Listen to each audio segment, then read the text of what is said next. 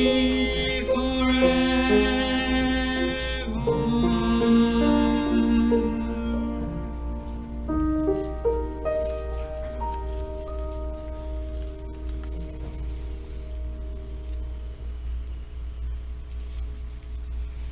are recording from the ashram of our revered Guru, Pujya Atman, Sri Swami Jyotirmayananda in Miami, Florida.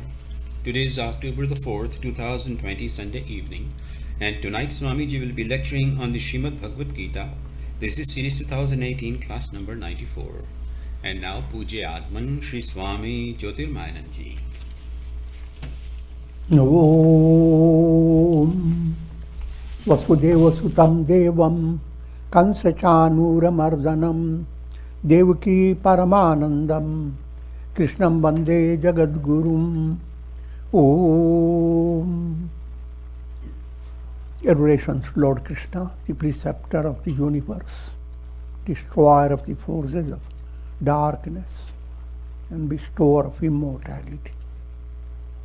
Srimad Bhagavad Gita, in chapter 9, it's known as Raja Vidya, Raja Guhya Yoga, the yoga of royal knowledge and royal secret. The word royal becomes make it interesting, because we always want to be loyal to royal. But with this wit,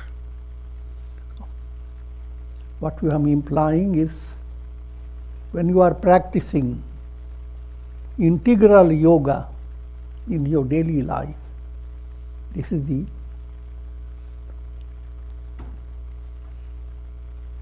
best way of practicing spirituality. The very practice of spirituality becomes successful if you are living a harmonious personality. Your personality is a musical instrument, a veena. Your action, your emotion, your will and your reason, all these four must come into a melodious accord.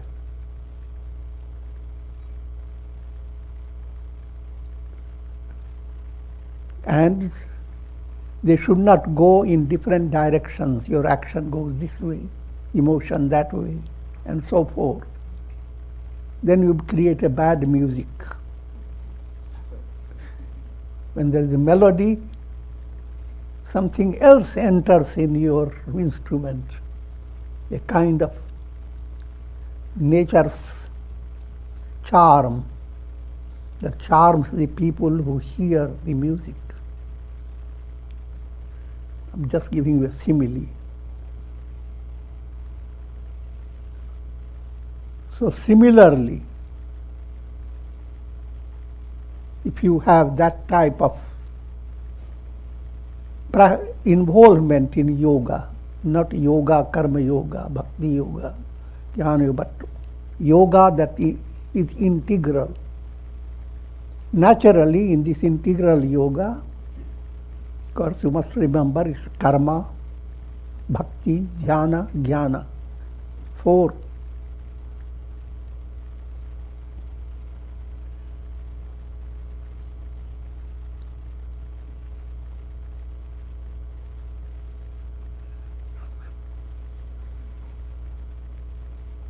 Now, important points that you need to understand. Firstly, if the integral yoga movement has become agreeable to your soul has begun to enjoy it.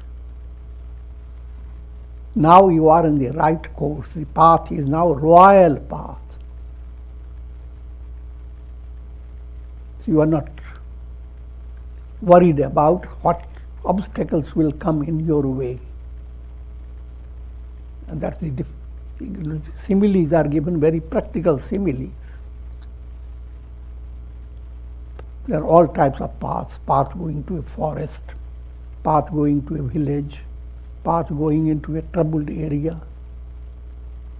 But royal path is so well guarded by the royalty that you don't have to worry about it. Just go either running, jumping, staggering, whichever way. You will be taken care of in a royal way.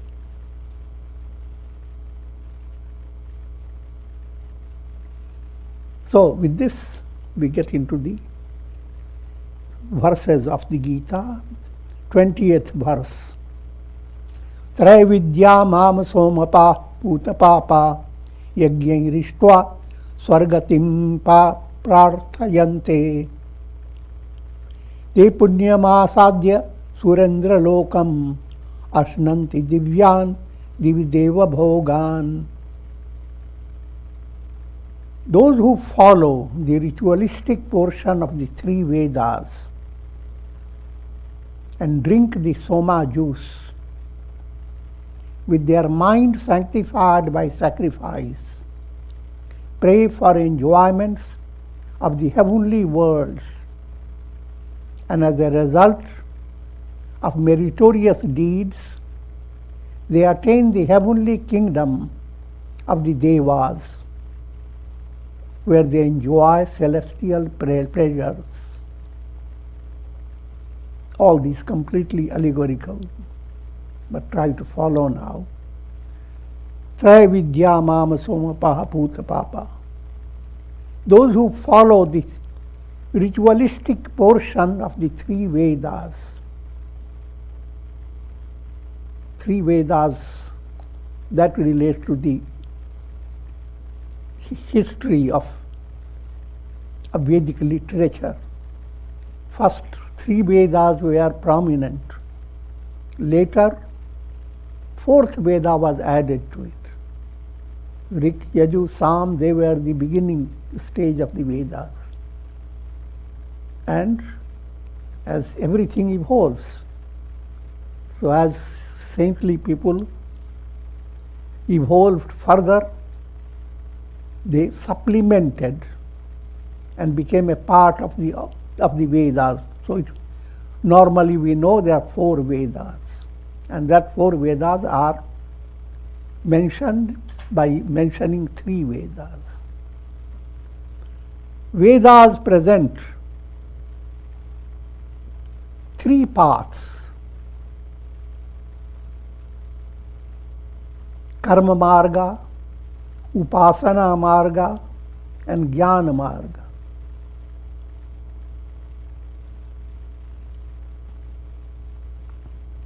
I'll not lead you in too much distraction, but let me just give you these ideas. Karma marga highlights ritualistic performances, highlights practice of yajna,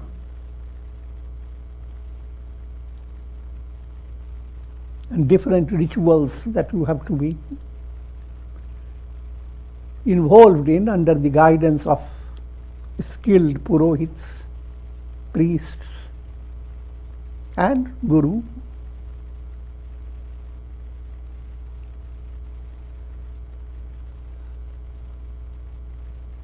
Next one is known as upasana marga. Upasana is a blend of bhakti and dhyana, devotion and meditation.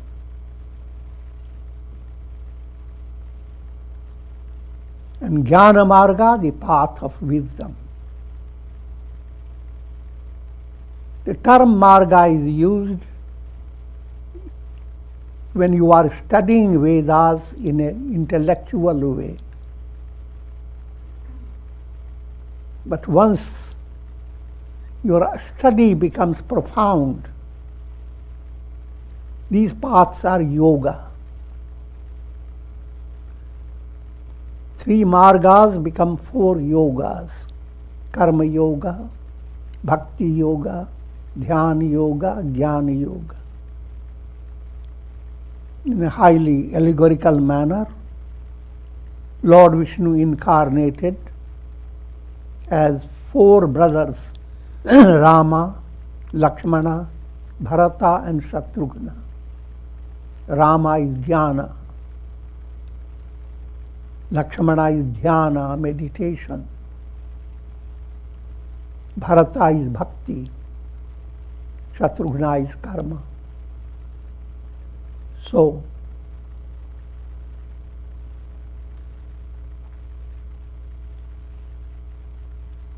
but if you are out of these four yogas,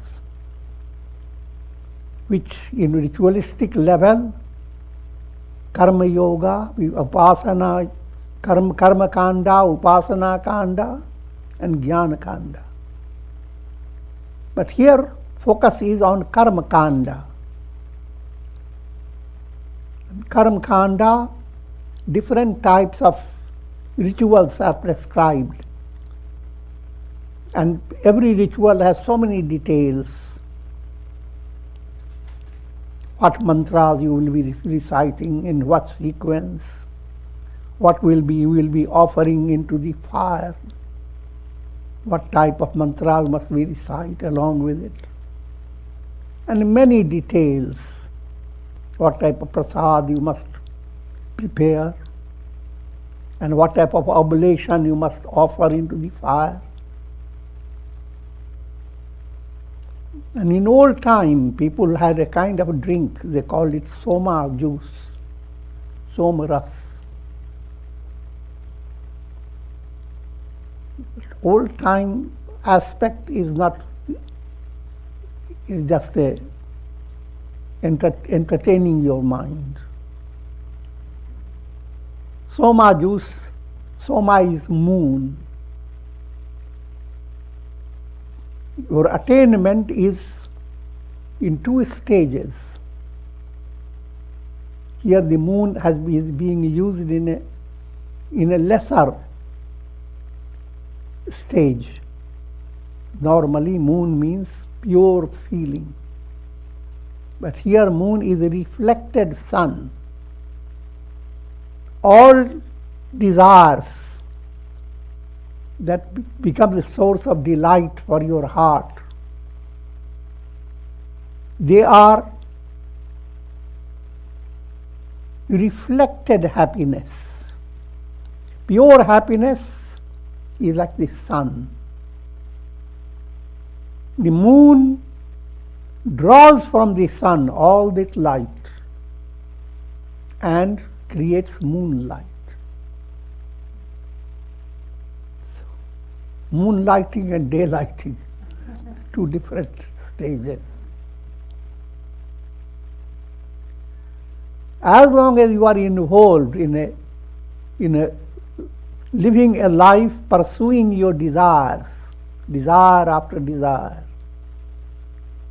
and viewing liberation itself as an object,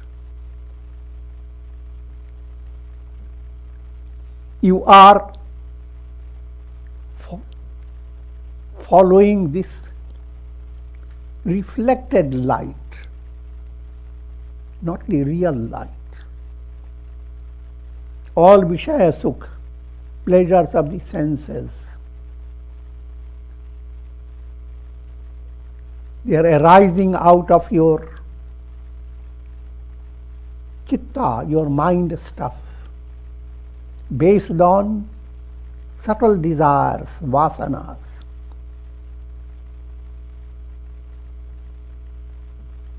So on one side, this form of pleasure coming from the vasanas of the mind, and vasanas that are not pure, based upon ignorance, egoism, attachment, hatred, fear of death.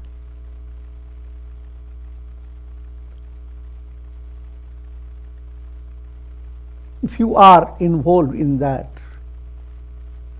that's all called Vishaya Sukh. And all that allegorically described as Soma Juice.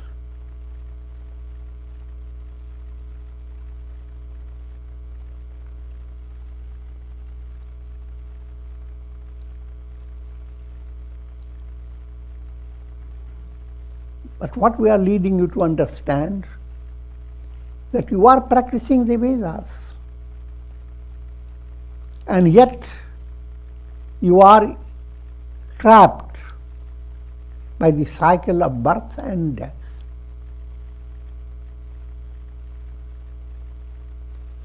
But what happens to your sacrifice? With their mind sanctified by sacrifice, mind does become purified gradually, because there is no other way to advance on the spiritual path. If you are already advanced through many lives, that's a different matter. But normally speaking, you have to be prepared by ritualistic stage of your sadhana. And even when you advance, your ritualistic stage continues with you, but you don't become so dependent on the ritualism that you will not recite prayer unless you have the candle, unless you have the light, unless you have exact things that are needed of the details. Then that's called a ritualistic bondage.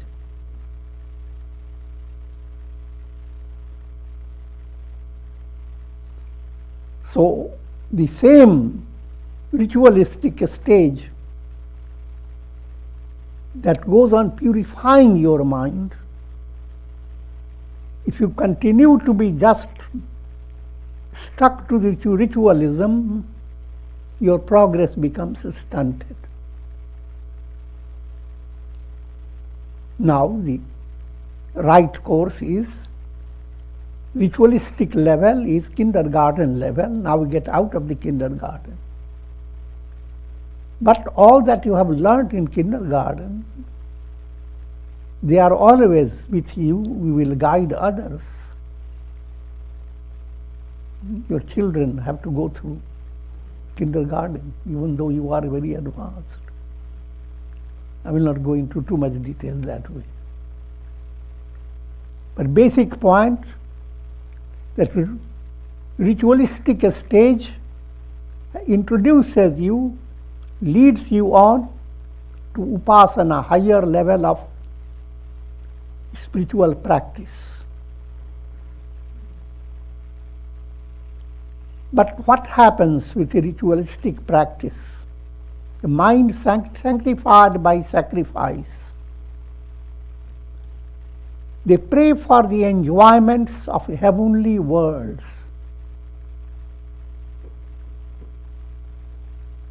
Now, first stage, Mandabuddhi, your prayer was that dusht should get out of my neighborhood. That was your prayer.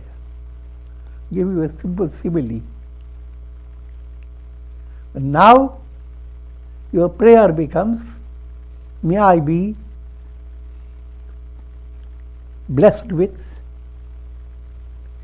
prosperity so that I can make a lot of charity.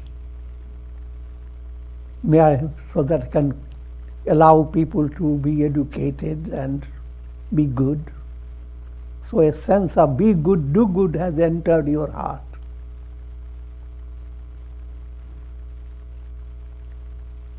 But your mind goes on drawing inspiration not from the highest source, from gods. Here you have to understand God is always the one, but led by conditioned mind, spiritual practitioners in the early stage, they view each deity having a specialized function. Lakshmi Devi will give you wealth.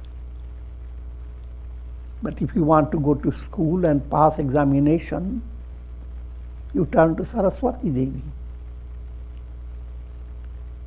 And so different gods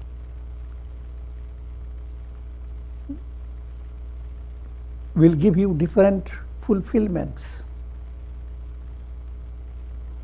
And people follow that. Sometimes you create a blend of many gods and you worship them. Sometimes you highlight one particular god, depending upon what your needs are.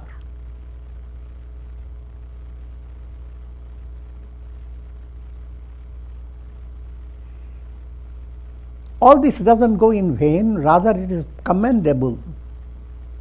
You gain the fulfillment of your wishes as a result of meritorious deeds. But when you are fulfilled, where are you? Described allegorically, you are in different planes that are celestial, depending upon the type of virtue you have generated. You may stay in a celestial plane just enjoying pleasure. If you have been more advanced in your practice, it will not be. You are in the celestial plane. But celestial plane has many levels. You will be in a level where not only bhoga, but you will be also enjoying guidance of sage Brihaspati. You will be enjoying some deeper experience that opens the door to spiritual inquiry. This point has been brought in the scriptures in a highly allegorical way. How Shantanu went to heavenly world, but he was backed up by special karmas. Going in heaven, he was enjoying all the celestial dances, etc. But suddenly he fell in love with Ganga Devi. Ganga Devi means a channel to wisdom, jnana. Shantanu term itself means serenity, shama. So, ultimately, the whole Mahabharata opens up that Shantanu becomes the father of Bhishma. And Bhishma symbolizes that type of chitta that's ready to be enlightened.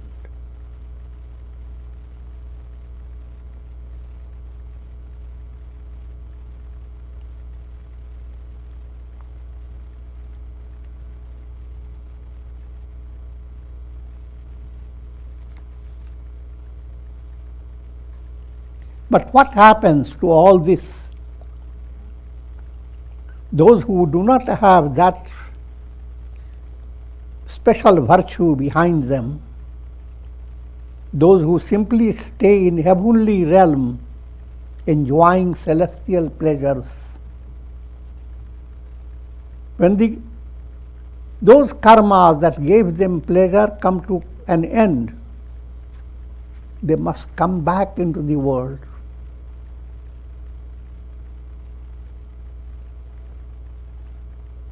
And so therefore, going to heaven, doing good karmas for heavenly enjoyment, that should not be considered the goal. At the same time, it should not be considered negative.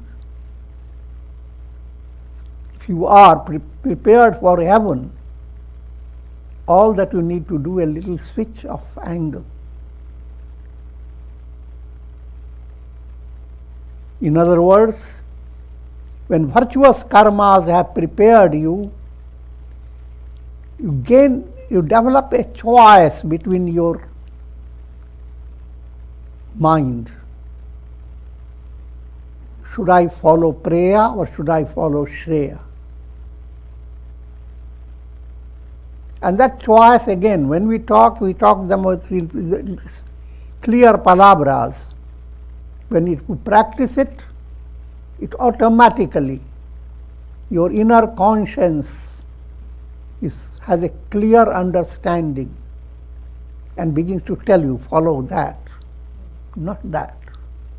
Go to heaven, but not get involved with all that. Look at Ganga Devi.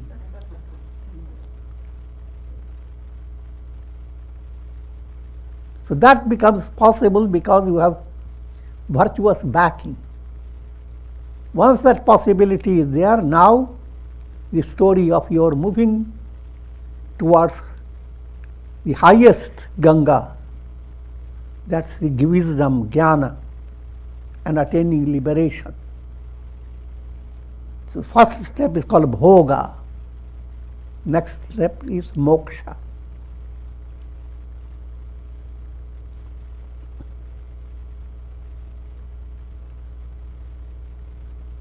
Tetam bhuktva swargalokam vishalam khinam khine punye martyalokam vishanti evam traidhar dharma manu prapanna gata gatam kama kama labhante. With the exhaustion of their meritorious deeds, having enjoyed the celestial pleasures of the heavens, they return to mortal world.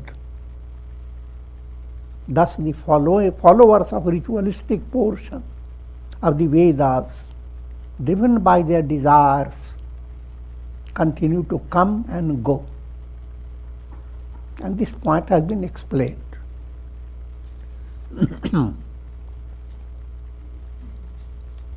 Now what's the ideal? 22nd verse. Ananyaschintayanto mam ye jana paryupasate tesham nityabhiyuktanam yogakshemam vahamyaham. It's a famous sutra. But those who worship me alone, thinking of nothing else, who are ceaselessly devoted to me, I look after their yoga and kshema. Yoga, I supply what is needed. Kshema, and sustain what has been given. Put it in a very ordinary way. You need money. Money has been given to you, but giving money is yoga, but also providing a basis for supporting the money, allowing the money to grow. Put it in the capital bank.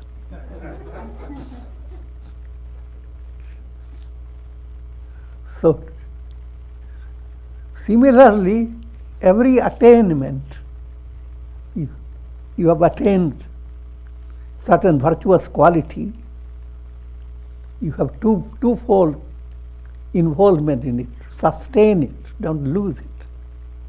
Second, allow it to grow. And this yoga kshema can be understood in many ways. And that keeps human mind constantly agitated. But if you are worshipping God alone, here again people get confused. You can worship all the gods, countless, all the Sahasranam, or put in a very simple way, you can worship Lord Shiva. You can have Shiva as your Ishtam. You can worship Vishnu, worship Indra, worship Devis. All these Devis, Devatas, worship is profound. When it is profound, that you have to understand. If in your heart you have begun to understand that same God expresses in these countless forms, same Brahman is Shiva, Vishnu, Rama, Krishna, Buddha, Saraswati Devi, Lakshmi Devi, Parvati Devi, and all Devis and Devatas.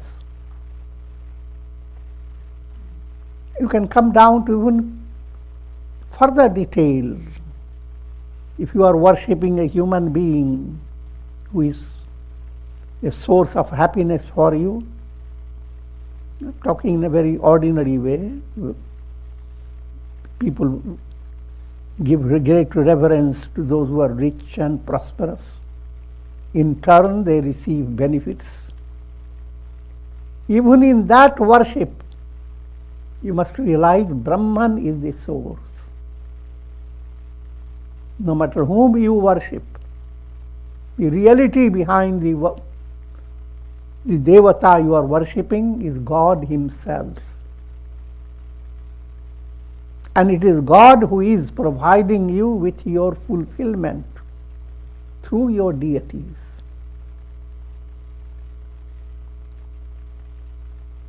So, to understand all deities are one and the same, Brahman. And not to build in your mind differences in all these gods and goddesses. To some certain extent, people create terror. Shiva worshippers go against Vishnu worshippers and vice versa. All that is narrow-minded interpretation of religion.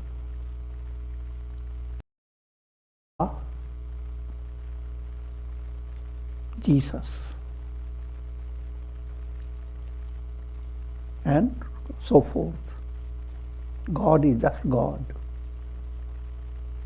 And God is same synonym of Brahman, the absolute self. And that absolute self is your essential nature. There are countless pots with water and countless suns, reflected suns shine in those pots. Each reflected sun has a special characteristic of individuality. And yet all these countless reflected suns are nothing but the sun.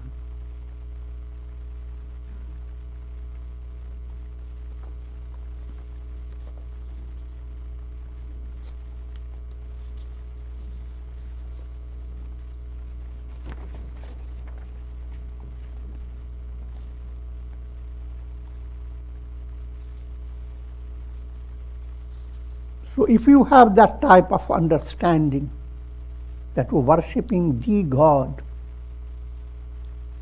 and you have perfect freedom to choose which aspect of God, which angle, then your mind becomes free of carrying load. The sense that you are carrying a load of past, present and future. So many things, worries. So many things should happen in future. The load continues day by day. That load lightens. Because now we begin to understand the marvelous and miraculous acts of divine grace.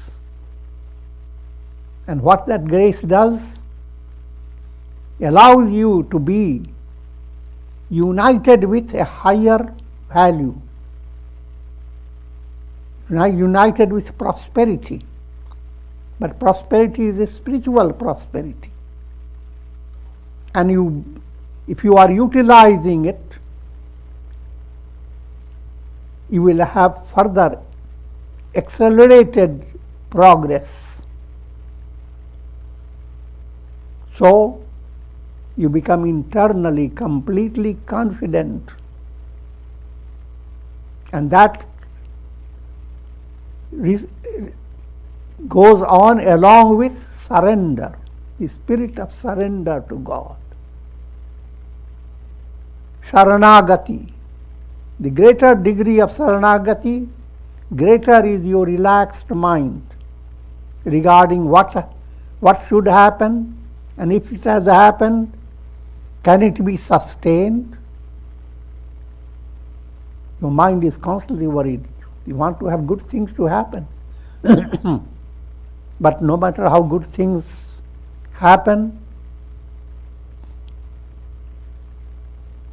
even a little virus can put you in complete turmoil. So simply good things happen, good things you have possessed. That doesn't calm your mind. Your mind is calmed by a sustained progress, a secure path of increasing joy, and sthayi type of joy, joy that is substantial, strong, that remains unshaken.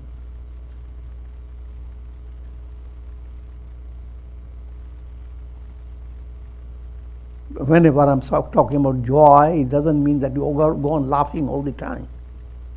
Your personality will face pain, shocking situations, suspense, but one thing the personality will not lose is the love of God. Why? There is a subtle joy in that, a source of strength. So therefore, in spite of all that happens, you are internally delighting.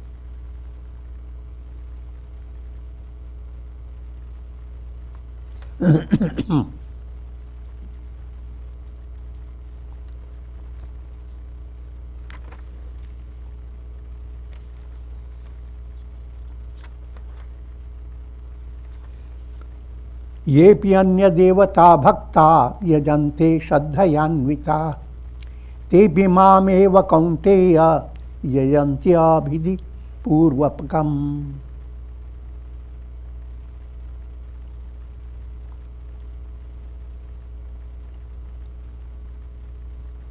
Even the devotees of other gods who worship them with faith are in fact worshipping me alone. O son of Kunti, but not in the right way.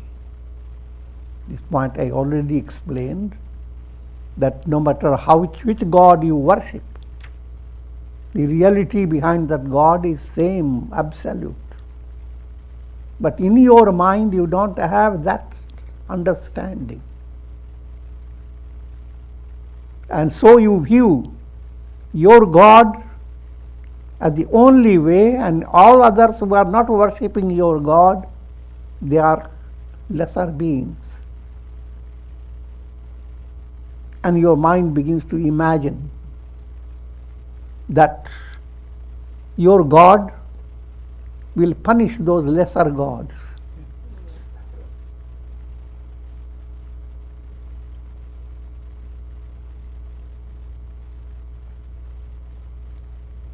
So if you have that type of attitude of loving God for maintaining a terroristic attitude to things, then you are following a wrong way. You are worshipping, but not in the right way.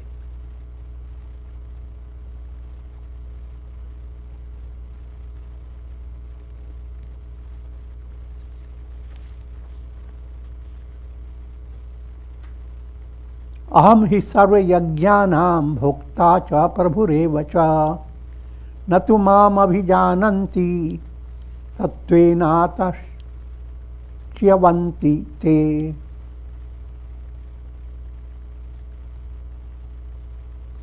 I am the enjoyer as well as the Lord of all sacrifices. Here again, all worships are done for invoking God, the God. And when we talk about gods are pleased when you do your worship, and when you have put everything correctly, then God gets nourishment. And when God has nourished, they help you more. If you don't do sacrifice, gods are weak.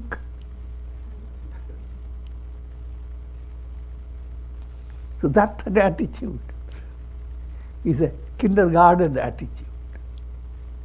And we shouldn't stay with that attitude.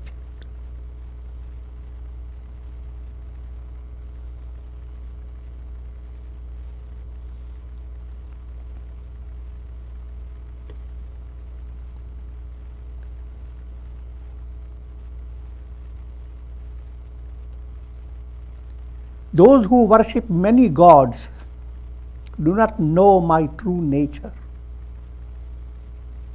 This doesn't mean that you should not worship many gods. You can have all gods, different aspects, as long as you know that if you worship, if your Ishta Devata is Rama, and if you are worshipping Shiva, you will intensify your love for Rama, because always you remember Shiva, how in his great love poured out the story of Rama.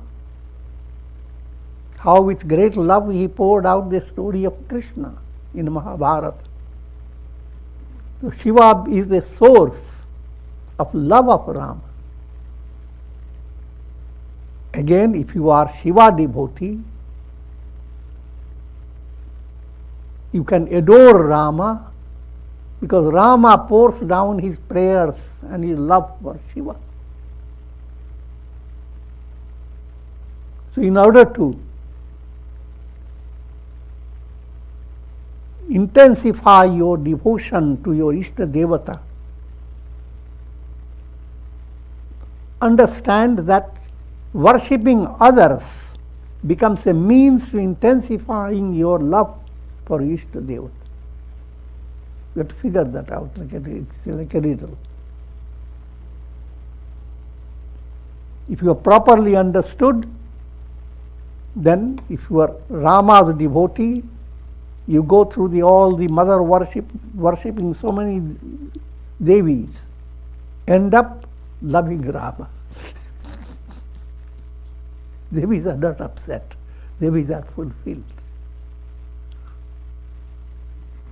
Likewise, if Devi is the Ishta Devata, then you are loving all the gods, worshipping them, doing kirtan about all gods, that they result in pleasing your deity.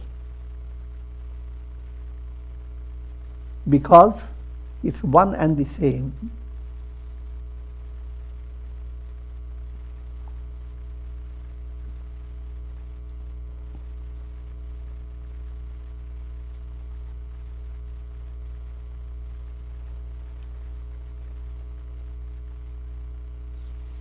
Yanti devavrata devan pitrin yanti prithri vrata bhutani yanti bhutejya yanti madhyajino pimam. Worshippers of gods go to the gods. Those who do not have that vision called ananya bhakti, there is only one God, no anya. There is no other than one God. So no matter which way you are worshipping, it is being one God who is being worshipped. And so your heart is not in distraction, which one to love in the morning, which one to love in the evening. It's one God.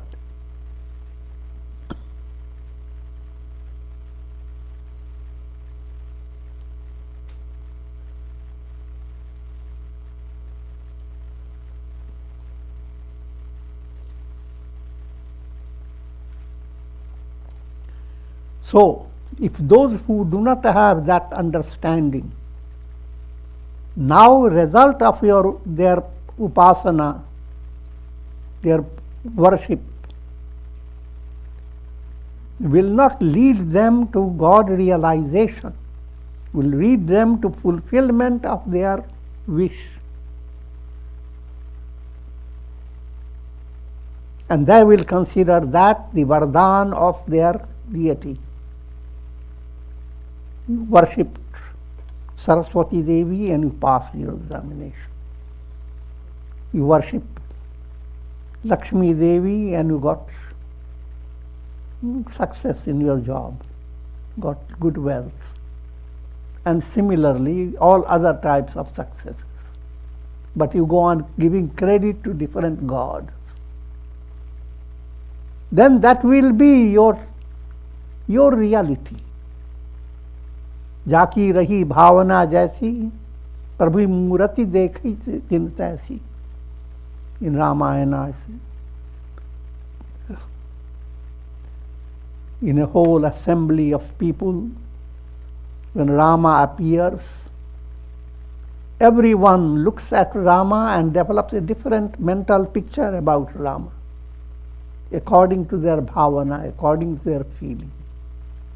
Some find him as ordinary person, some found him as one of the gods, some found him as Parabrahman, the Absolute, some found him as inimical, negative personality, some found him as a baby, as a young man.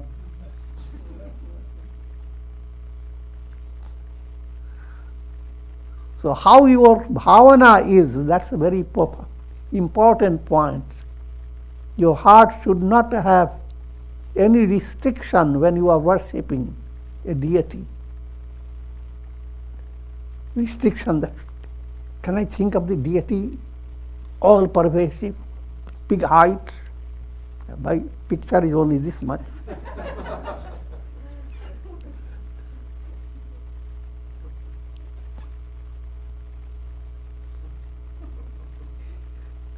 And so forth. So with this I'm going to conclude.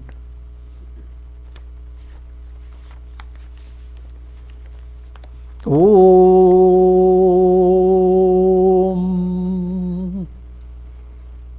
Ram Ram Ram Ram Ram Ram Om Shri Krishnaya Namah Om Shri Krishnaya Namah Om Namo Bhagavate Vasudevaya Om Namo Bhagavate Vasudevaya Om.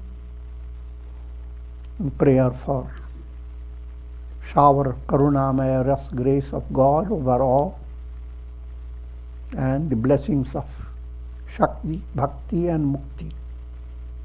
Om Trayambakam Yajamahe Sugandhim Pushti Vardhanam Urvarukum Bandhanan Mrityor Mukshiyamamritat. Om Sarve Bhavantu Sukhina Sarve Santu Niramaya Sarve Bhadrani Pashyantu Ma Kashchid Dukha Bhag Bhavet Asato Ma Sadgamaya Tamso Ma Jyotirgamaya Mrityor Ma Mritam Gamaya. Om Purnamadaha Purnamidam Purnat Purnamudachyate Purnasya Purnamadaya Purnamevavashishyate. Om Shanti Shanti Shanti. Hari Om Tat Sat.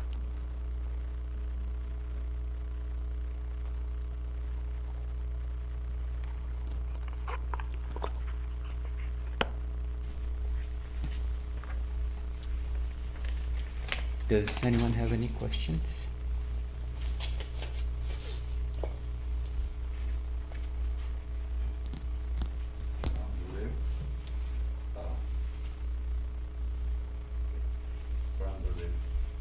During Om Upasana, you describe the no part of Om as representing Chitta or Prajna on a micro level and Ishvara on a macro level.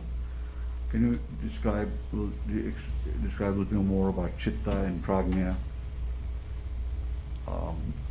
Pragya and Ishvara. It follows the same way. How do you describe Vishwa and Virat? Vishwa is individual personality, body. Now same body is inseparably related to the ocean of all physical matter. So if your body is like a little wave in the ocean of matter. So if in physical plane, in the waking state, that's the reality.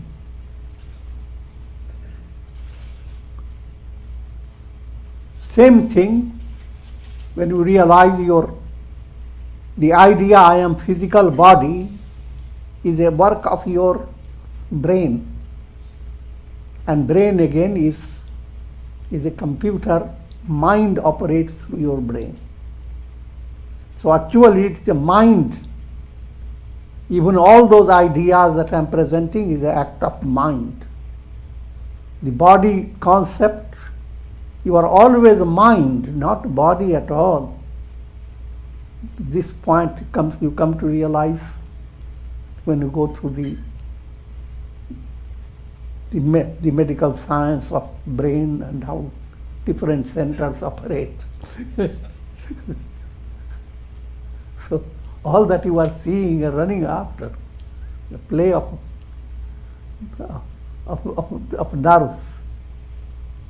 And play of nerves, now I will not go into too much detail, but the idea, now you have to come to understand you are mind.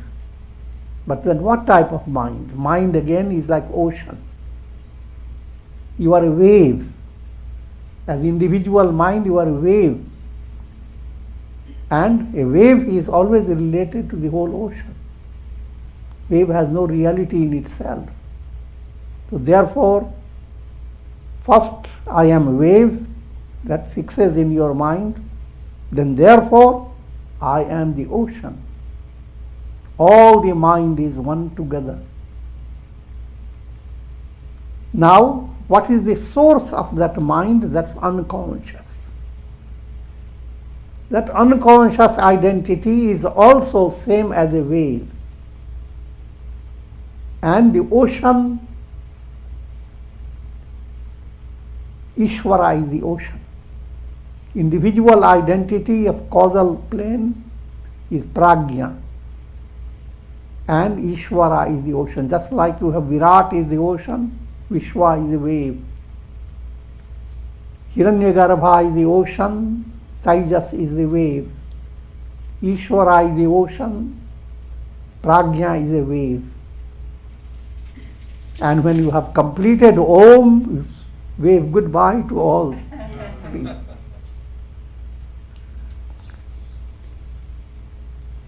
Brahman, the absolute. With this.